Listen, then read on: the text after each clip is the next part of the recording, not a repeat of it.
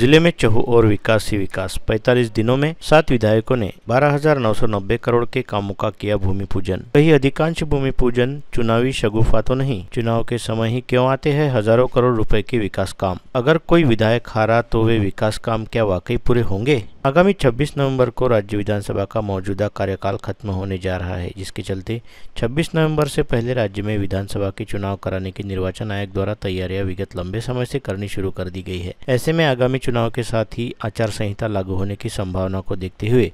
जिले के सभी मौजूदा विधायकों ने अपने अपने निर्वाचन क्षेत्रों के लिए मंजूर कराए गए हजारों करोड़ रुपए की लागत वाले विकास कामों के भूमि पूजन व लोकार्पण का एक तरह से सपाटा ही लगा दिया,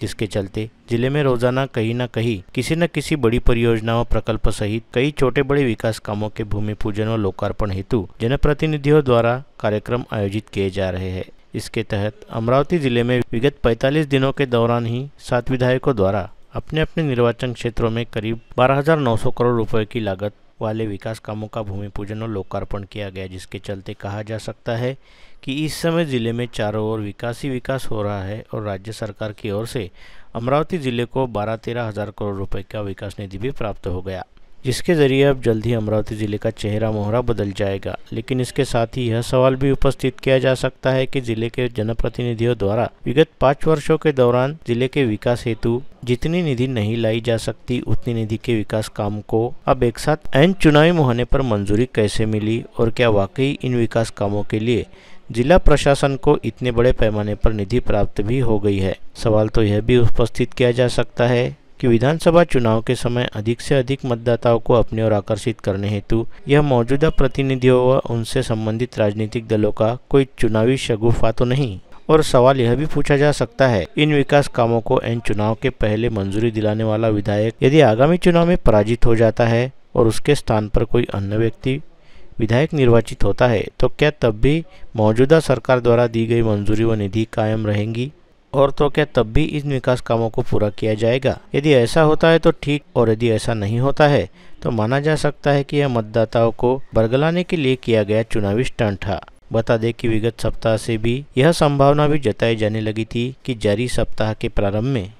विधानसभा चुनाव के लिए निर्वाचन आयोग द्वारा आचार संहिता को लागू किया जा सकता है, जिसके चलते अमरावती जिले के सभी मौजूदा 7 विधायकों द्वारा अपने अपने निर्वाचन क्षेत्र हेतु मंजूर कराए गए विकास कामों के भूमि पूजन और लोकार्पण के कार्यक्रमों का आयोजन करना शुरू किया गया, जिसके तहत सभी विधायकों ने अपनी अपनी पार्टियों के बड़े बड़े नेताओं को बुलाकर भूमि पूजन की कुदाल मारने और लोकार्पण के फलक का अनावरण करने जैसे कामों के जरिए एक तरह से अपने चुनाव प्रचार का नारियल फोड़ दिया, जिसके तहत अमरावती जिले के 8 विधानसभा निर्वाचन क्षेत्रों में विगत 45 दिनों के दौरान 12,900 करोड़ रुपए के विकास कामों का भूमि पूजन और लोकार्पण किया गया। यह भी अमरावती शहर सहित जिले के लिहाज से एक ऐतिहासिक बात रही। बता दें कि विधानसभा के चुनाव की आचार संहिता लागू होने से पहले विगत 45 दिनों के दौरान अमरावती निर्वाचन क्षेत्र के कांग्रेस विधायक सुलभा खोड़के ने राष्ट्रवादी कांग्रेस पार्टी नेता व राज्य के उप मुख्यमंत्री अजित पवार के हाथों करीब 1750 करोड़ रुपए की निधि से किए जाने वाले विकास कामों का भूमि पूजन करवाया। वही अचलपुर निर्वाचन क्षेत्र से प्रहार पार्टी के विधायक रहने वाले बच्चू कडू ने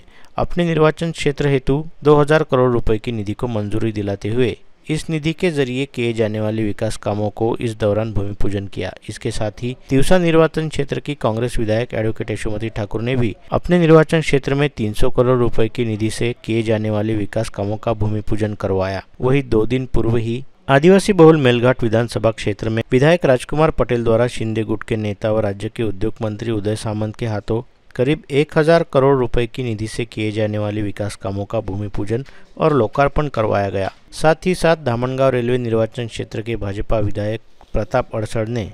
आचार संहिता लगने से ठीक एक दिन पहले 3000 करोड़ रुपए लागत से किए जाने वाले विविध विकास कामों का भूमि पूजन और लोकार्पण संपन्न करवाया। इसके अलावा बडनेरा निर्वाचन क्षेत्र के विधायक रवि राणा द्वारा अपने निर्वाचन क्षेत्र में करीब 500 करोड़ रुपए की निधि से किए जाने वाले विविध विकास कामों का भूमि पूजन इसी दौरान किया। इन सबके साथ ही मोर्शी वरुड़ विधानसभा क्षेत्र के विधायक देवेंद्र भुयार ने विगत 1 सितंबर 2024 को अखबारों में विज्ञापन प्रकाशित करवाते हुए मोर्शी वरुड़ निर्वाचन क्षेत्र हेतु 4372 करोड़ रुपए की निधि मंजूर करने हेतु राज्य सरकार के प्रति आभार ज्ञापित किया, जिसे लेकर सवाल उपस्थित किया जा सकता है कि क्या मोर्शी वरुड़ निर्वाचन क्षेत्र में 4372 करोड़ रुपए के विकास काम हो गए हैं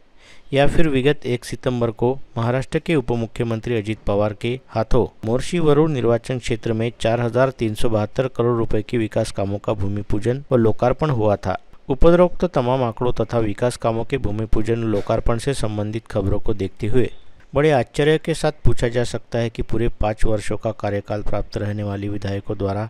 आखिर एन अगले चुनाव के मुहाने पर ही इतने बड़े पैमाने पर विकास कामों हेतु निधि मंजूर कैसे कराई जाती है। सवाल यह भी पूछा जा सकता है कि विधायकों द्वारा अपना कार्यकाल जारी रहने के दौरान ही अपने निर्वाचन क्षेत्रों में विभिन्न विकास कामों हेतु निधि मंजूर कराते हुए उन विकास कामों को अपने कार्यकाल दौरान ही पूरा क्यों नहीं करा लिया जाता और इसके लिए अगला कार्यकाल मिलने तक का मौका क्यों देखा जाता है। साथ ही सवाल यह भी उपस्थित होता है,